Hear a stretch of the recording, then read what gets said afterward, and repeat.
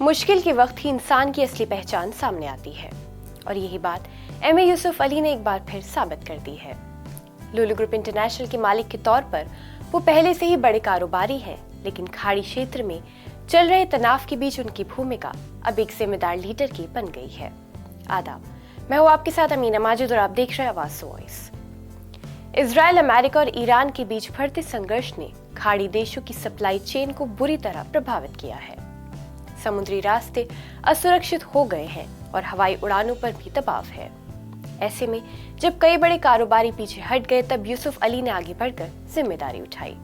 उन्होंने भारत से ताजे फल, सब्जी और मांस भेजने के लिए खास कार्गो उड़ानों का इंतजाम किया।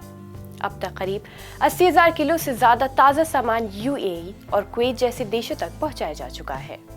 ये सिर्फ व्यापार नहीं, बल्कि लाखों लोगों तक खाना पहुंचाने की एक जीवन रेखा बन गया है। कोची और दिल्ली से खास कार्गो फ्लाइट्स चलाई गई। एक फ्लाइट 32 टन फल सब्जियां लेकर गई तो दूसरी 50 टन मांस और जरूरी सामान लेकर कुवैत पहुंची। इन विमानों को खास तौर पर सामान ढोने के लिए तैयार किया गया था। इस पूरे ऑपरेशन में लुलु की भारतीय इकाई फेयर एक्सपोर्ट्स दिन रात काम कर रही है। खाड़ी देशों के लिए भारत हमेशा से फूड सप्लाई का बड़ा स्रोत रहा है। ऐसे संकट में सबसे बड़ा खतरा होता है बाजार में घबराहट और पैनिक बाइंग, लेकिन लुलु ग्रुप ने अतिरिक्त सप्लाई और मजबूत नेटवर्क के जरिए इस डर को कम किया है। उनका कहना है कि फिलहाल किसी भी चीज की कमी नहीं होने दी जाएगी।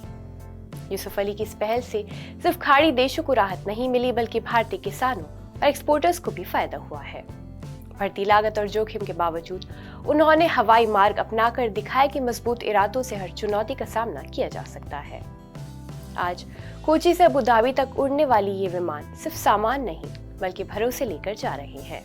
ये भरोसा कि मुश्किल वक्त में भी किसी की थाली खाली नहीं रहेगी, और यही कहा जा सकता है कि जब हालात मुश्किल होते हैं तब असली हीरो सामने आते हैं।